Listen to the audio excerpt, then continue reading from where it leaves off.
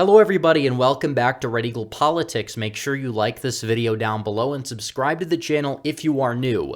So, 2022, kind of in the rear view mirror. We're still going to be discussing it. As many of you guys know, this is a pre-recorded video. We're going to be discussing the 2024 election here.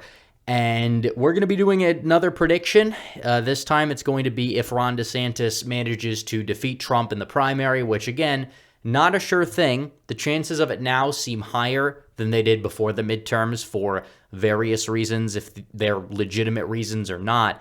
And I think it's important that we discuss it to look at the electoral map. Is DeSantis really this electoral juggernaut?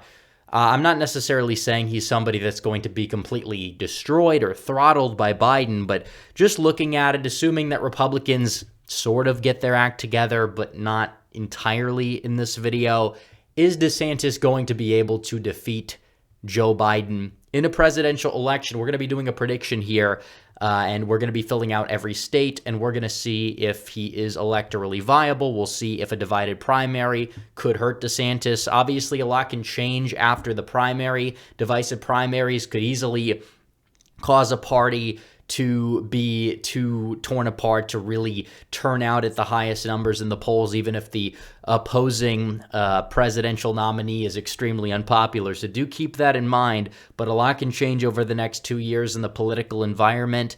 As we know, I mean, if you go back 3 years, we would be in 2019. 2 years from now, that's 2024. Lots changed since then. A lot could change now as well. So we'll be filling out this map, but first, got to let you guys know about the Second Amendment is my gun permit coin. Liberals are very furious that they're giving away this coin for free if you pay for shipping. You could support gun owners' gun rights in the Second Amendment entirely free for a limited time. If you do cover shipping, you get 10 per person max. It's a promotion to celebrate the grand opening of their website. And all orders are fulfilled within 24 hours on average, so get yours now while supplies last. Link is in the description and pinned comment down below. So we're going to fill out these states. We'll do these safe blue states first, actually. Make sure that we do not forget Hawaii this time. And we are going to get these safe blue states on the coasts. New York, obviously, Illinois. Colorado's moving towards that status, by the way, whether you like it or not, just because of the fact that the state's got a lot of liberal transplants from California, and it's becoming basically the Pacific Northwest. A lot of people don't understand that a lot of conservative transplants do actually leave California. If anything, they're making Nevada move to the right, or some of these other states like Florida or Texas. But the liberals that are leaving California, some of them are going to Texas, obviously Austin, for example, but the Pacific Northwest, Colorado, that's where they're headed for sure. So Republicans have their safe red states that are going to be voting safe red, regardless of who the presidential nominee is. Doesn't matter if it's Donald Trump or DeSantis. We'll be doing a Trump map as well in the next video that gets released. Do keep this in mind. Trying to be as objective as possible here. Obviously, 2022 predictions were a little bit off for everybody, but still, the show goes on. We understand where the errors are. We understand how we can correct them moving forward. So that does look pretty good for a lot of the safe Republican, non-typical swing states. Alaska, we'll make Alaska safe red, although it could be under 10, by the way. So we will start off on the East Coast, move our way west, and we'll fill out the remainder of these states here. Maine at large is probably going to go for Joe Biden by close to 10 points. Maine second, I think, would still go for Ron DeSantis, but probably by less than it went for Trump by. That's really Trump's rural base there, and if you have a divided primary field, you still might have some problems getting all the supporters on board. And because it's not exactly like a statewide election with the state party that can help out like you have in places like Iowa, Wisconsin, Ohio, we'll put it as like R+4. New Hampshire, I'll probably move that one into the lean to likely Democrat column there. We'll actually go likely D. I think it'll be like D+6 or so. I don't think DeSantis is the best fit for New Hampshire. I don't really think Trump is either, for the record.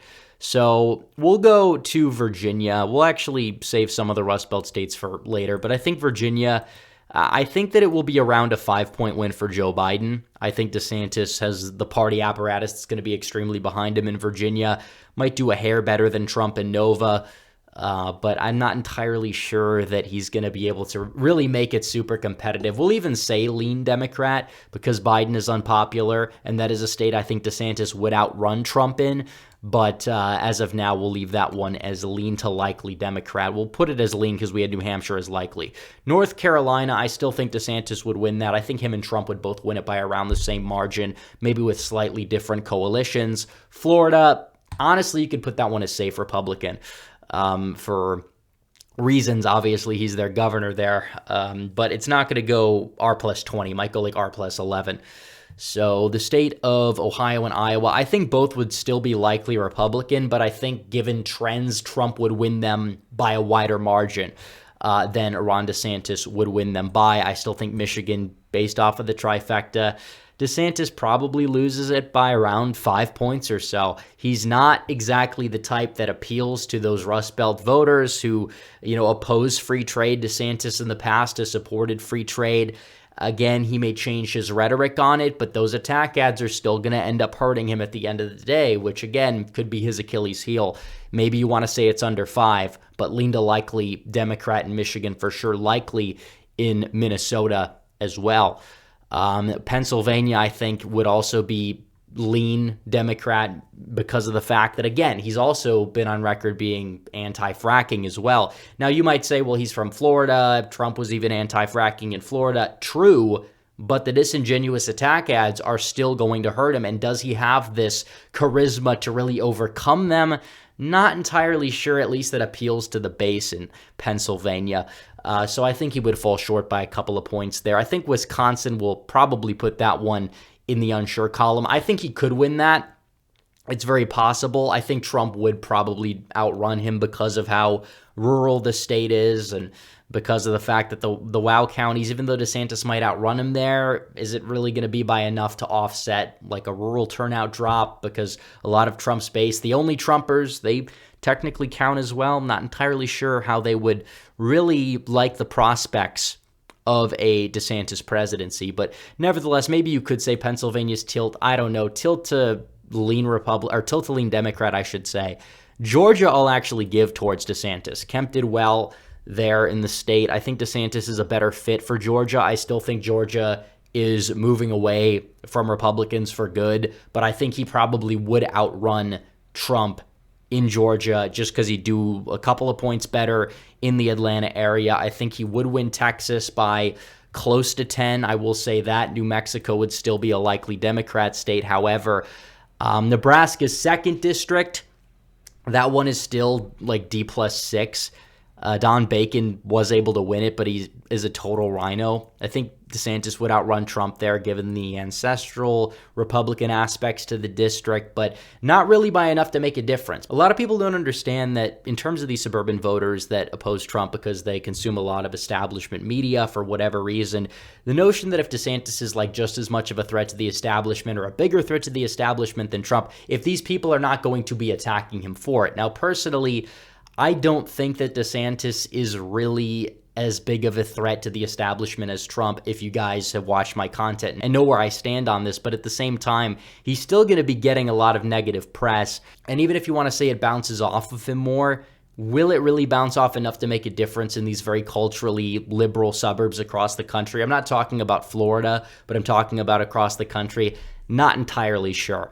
Arizona is another state where I'm kind of on the fence about. I think that he would actually win it just because of the fact that he does relate more to that Ducey voter in Maricopa County than Trump does.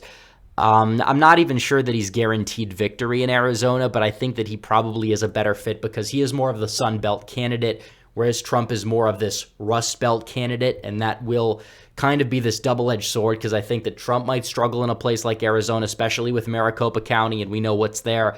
But in terms of what else that you have to deal with in the Rust Belt with DeSantis' past policies on trade, energy, etc., he's not really the best fit for them either, especially because there is this anti-political establishment sentiment that does go on up there for sure. Nevada's the last state here, and I think DeSantis probably does edge it out narrowly. And this is what it comes down to. It all comes down to Wisconsin. It's possible if Republicans are united behind DeSantis or if Trump steps aside, maybe he could defeat an unpopular Joe Biden in the state of Wisconsin and become president of the United States. But if not, he's going to struggle mainly in the Rust Belt states, and that is a problem moving forward. So anyways, guys, thanks for watching this video. Like this video down below, comment down below, subscribe to the channel, hit the bell for notifications so you never miss another video. Follow me on social media. The links are all in the description down below. As always, guys, thanks for watching. Red Eagle, out.